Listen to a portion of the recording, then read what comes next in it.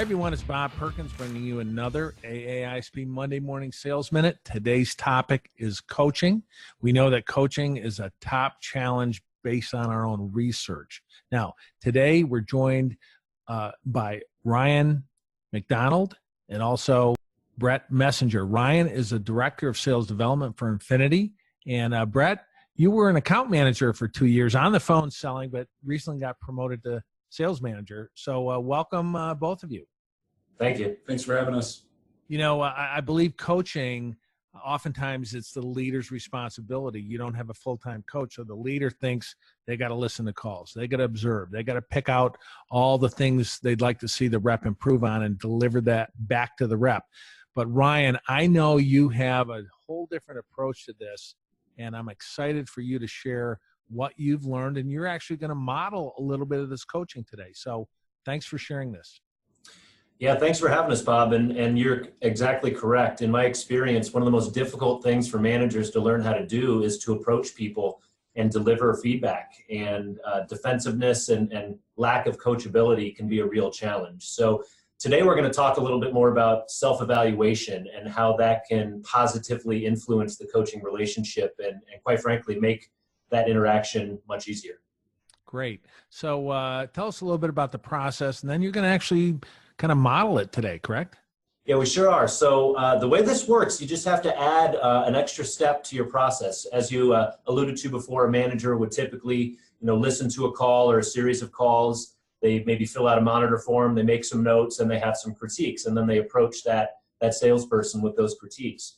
We simply add a step where the account executive, that's what we call it in our organization, or the salesperson, they listen to the call themselves, and they also do a monitor form on themselves and self-evaluate so that the manager and the salesperson can compare notes, can calibrate, and generally both are much more ready to have that coaching conversation when the time comes. And Brett, you've been through this numerous times over the last couple of years as an account executive. Yes, I have. You've had a lot of coaching. Could the two of you then sort of role play how this session might look like? Yeah, absolutely. So, up to this point, we would have, I would have had him listen to this call at this point. So that's the other thing. Now that I'm coming up and approaching him, he already knows that this is coming. He already knows that this is going to happen, and that's half the battle right there. Good. So I'll just start here. So, Brett, I monitored a call yours and sent you a request to listen and do a form on it as well. So how did that go for you?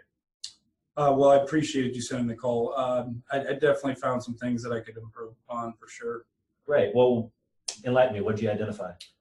Well, we've been talking a lot about in our morning meetings how to go through the discovery process, and I still struggle with staying on task to get through that entire discovery process because the service manager every single time seems to get me off task.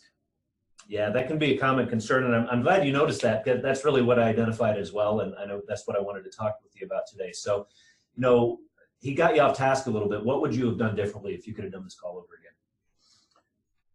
Well, I think the biggest thing is I need to keep that monitoring form right in front of me so that when I do get off task, I can come back to those items. I can listen to what the customer wants to say to me, still be engaged and build rapport.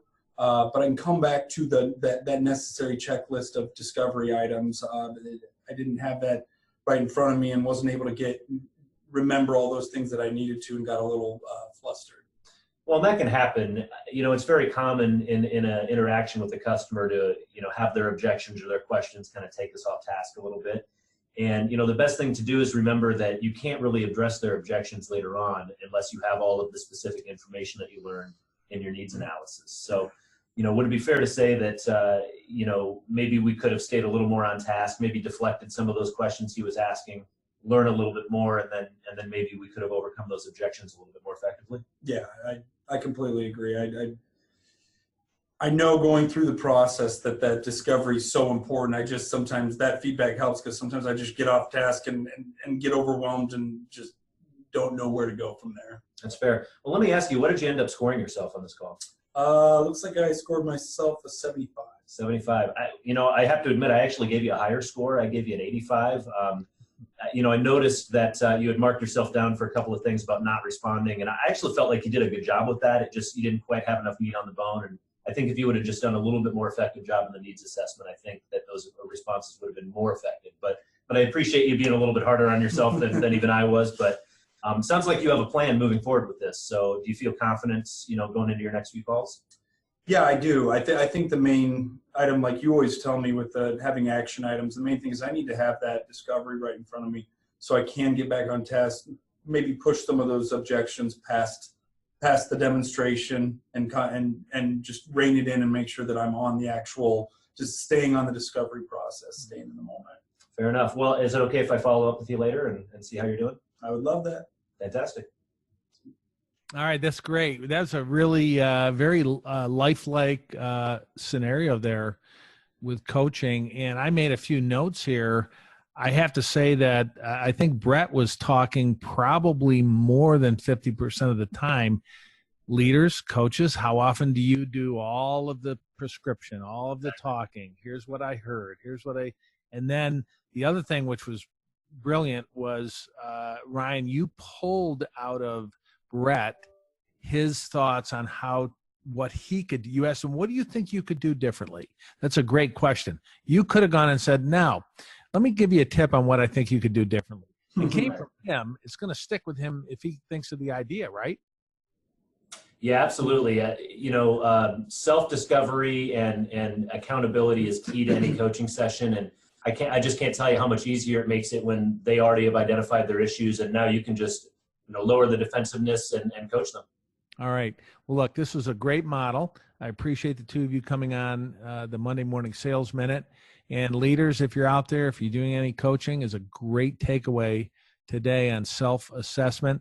I want to also thank Infinity, one of our key partners and sponsors. We work with you both on in conferences, but also we learn a lot from you all and how you are doing things. I know, Ryan, I think in a future episode, are we going to see something about how you all start your day at Infinity? Yeah, we're excited to share with you a lot of our best practices, and we have something we call the morning energy meeting, and we're excited to show that to you as well. Do you have energy drinks at the meeting in the morning? Not necessary. It's all organic. All right, I love it. So we'll see you next go around, everyone. Thanks for joining us. Until next week. Good selling. Bye bye.